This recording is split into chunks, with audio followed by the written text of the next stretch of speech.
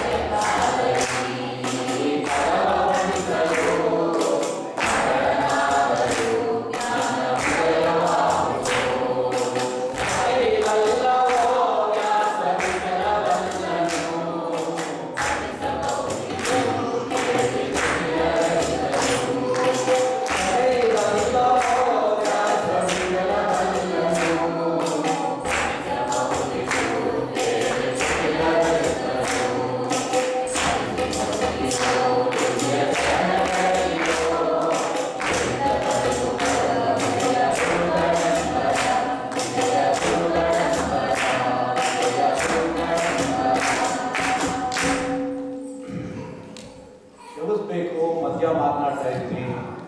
ಇದು ಯಾವ ಸ್ತೋತ್ರ ನನಗೆ ಗೊತ್ತಾಗಿಲ್ಲ. ಇದು ವಿಜಯರಾಯ ಸ್ತೋತ್ರ ರೀ. ಏನಷ್ಟು ಗೊತ್ತಿಲ್ಲ ನಿಮಗೆ. ಯಾವ ಊರಿಂದ ಬರ್ತೀರಪ್ಪ ನೀವು? ಸ್ವಾಮಿ ಎಲ್ಲ ಮಾತಾಡಬಾರ್ದು, ಶಾಂತಿ. ನಾನು ಹೇಳ್ತೀನಿ ಹೇಳಿ. ಇದು ಪ್ರಖ್ಯಾತ ಹರಿದಾಸರಾದ ಶ್ರೀ ವಿಜಯರಾಯ ಕವಚ. ನಿಜ, ನಾನು ಅದೇ ಇದು ನನಗೆ ಗೊತ್ತಾಗಿಲ್ಲ. ಆದರೆ ಈ ವಿಜಯದಾಸರು ಯಾರು ಸ್ವಲ್ಪ ಹೇಳಿದ್ರೆ ಸಂತೋಷ. ಅವಶ್ಯವಾಗಿ ಹೇಳ್ತೀನಿ. ದಾಸ ಚತುಷ್ಟಯ ಎಂದರೆ ಶ್ರೀ ಪುರಂದರದಾಸರು, ವಿಜಯದಾಸರು, ಶ್ರೀ ಗೋಪಾಲದಾಸರು ಮತ್ತು ಶ್ರೀ ಜಗನ್ನಾಥದಾಸರು ಈ ನಾಲ್ವರು ಶ್ರೀ ಹರಿಯ ಸಾಕ್ಷಾತ್ಕಾರವನ್ನು ಪಡೆದರು ಮತ್ತು ಪರೋಕ್ಷ ಜ್ಞಾನಿಗಳು. ಇವರಲ್ಲಿ ಎರಡನೆಯವರಾದ ಶ್ರೀ ವಿಜಯರಾಯ ಸ್ತೋತ್ರ ಇವರು. ಹಾಗಾದರೆ ಇದು ಬರೆದವರು ಯಾರು? ಶ್ರೀ ದಾಸವಿಠಲದಾಸರು ರಚನೆ ಮಾಡಿದ್ದಾರೆ. ಅವರಾದರೂ ಯಾರು?